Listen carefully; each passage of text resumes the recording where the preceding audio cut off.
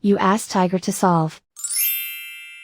This deals with linear equations with one unknown. The final result is x equals -1. Let's solve it step by step.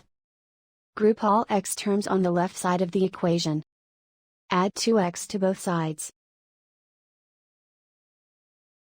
Group like terms.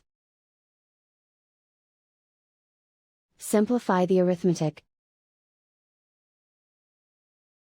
Group like terms. Simplify the arithmetic. Group all constants on the right side of the equation. Add 4 to both sides. Simplify the arithmetic.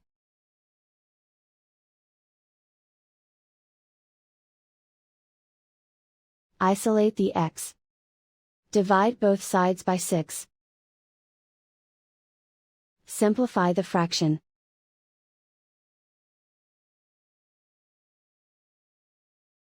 And so the final result is x equals -1.